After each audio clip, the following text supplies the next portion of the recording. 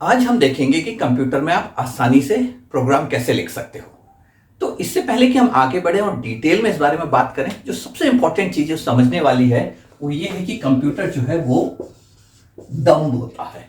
इसका क्या मतलब हुआ कि अगर आपको कंप्यूटर को कोई भी चीज उससे करवानी है तो आपको बहुत डिटेल में इंस्ट्रक्शन देने पड़ेंगे। आपको इंस्ट्रक्शन इस तरीके से देने पड़ेंगे कि उसमें कोई कंफ्यूजन नहीं होना चाहिए। जैसे अगर मैं आपसे कहूं कि भाई मुझे एक ठंडा पानी का ग्लास ला के दो, तो आप जाओगे, देखोगे चिल्ड है तो उसमें थोड़ा नॉर्मल पानी मिला के उसे एक अंदाजन आपको पता है कि कितना ठंडा होना चाहिए वो लेके आ जाओगे। मगर आप कंप्यूटर से पूछोगे कि भाई मुझे एक ठंडा पानी का ग्लास दो, कंप्यूटर नहीं खड़ा रहेगा। क्योंकि कंप्यूटर को क्या चाहिए? कंप्यूटर को चाहिए एग्जैक्टली कि कितना ठंडा, 10 डिग्री सेंटीग्रेड, 11 डिग्री सेंटीग्रेड, तभी वो उस इंस्ट्रक्शंस पे काम कर सकता है। तो कंप्यूटर अगर डम है तो हम इतनी सारी चीजों की कैसे बात करते हैं, आर्टिफिशियल इंटेलिजेंस और कि कंप्यूटर एक दिन दुनिया को रिप्लेस कर देगा। तो उसका एक बहुत बड़ा रीजन है स्केल। कंप्यूटर जिस स्केल में चीजों को प्रोसेस कर सकता है वो ह्यूमन माइंड के लिए पॉसिबल नहीं है। अगर मैं आपसे पूछूं 3 का स्क्वायर, आप फटाफट बोल दोगे 9। इसमें कंप्यूटर की जरूरत नहीं है। लेकिन अगर बोलो 3⁻100, घूम गया दिमाग। तो इसीलिए कंप्यूटर जो है वो because of its scale, because of its processing power, it has the potential to replace the world. क्योंकि वो इस लेवल पे खेलेगा कि जिसपे हमारा माइंड उसको कॉम्प्रहेंड ही नहीं कर सकता है। बट अदरवाइज कंप्यूटर डम्ब है, उसको स्टिल इंस्ट्रक्शंस चाहिए बहुत डिटेल में। तो कोई भी कंप्यूटर प्रोग्राम लिखने से पहले समझते हैं कि उसके लिए ना जो कुछ खास बातें हैं, एक बार आप उनको समझ जाओगे तो आप कोई भी कंप्यूटर प्रोग्राम लिख सकते हो। अगर आपको कोई भी प्रोग्राम लिखना है तो आप उस प्रोग्राम को 3 हिस्सों में बांट सकते हो।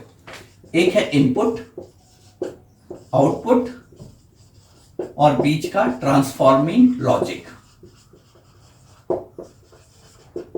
इनफैक्ट ये हिस्सा होता है जो कि सबसे क्रिटिकल होता है, जिसे हम जनरली बोलते हैं कि जो प्रोग्राम का लॉजिक होता है वो यहां बिल्ट होता है। तो जैसे आपको एक प्रोग्राम लिखना है कि आपको एक नंबर दिया जाएगा तो उसका स्क्वायर निकाल के दो। तो आपको कोई भी नंबर अगर a दिया जाए तो आपका प्रोग्राम जो है a स्क्वायर को आउटपुट कर पाए। अगर 2 है तो 4 कर पाए, 3 है तो 9 दे पाए। ओके। और अगर हम ट्रांसफॉर्मिंग लॉजिक की बात करते हैं तो इसमें फंडामेंटली 2 तरह के लॉजिक होते हैं। एक बार अगर आप इन दोनों को समझ गए तो आप कोई भी प्रोग्राम बहुत आसानी से लिख सकते हो। एक लॉजिक को हम बोलते हैं इफ एल्स लॉजिक और दूसरे को बोलते हैं हम लूप लॉजिक। अब इफ एल्स का मतलब होता है कि आपके पास चॉइसेस होती हैं और आपके प्रोग्राम में वो जो लॉजिक है वो उन चॉइसेस में से एक चॉइसेस को पिक करने में केपेबल हो। लूप लॉजिक जो होता है वो आपके लूप की तरह चलता है। तो जैसे अगर हम कुछ एग्जांपल लें, अगर मैं पूछूं कि एक नंबर ऑड है या इवन है, तो आपको कोई भी नंबर दिया जाएगा तो आप क्या करोगे? एक इफ एल्स का लॉजिक लोगे। If this number is divisible by 2 and gives a remainder of 0, then it is even, else it is odd। तो इस तरीके से आपका if else का लॉजिक चलता है।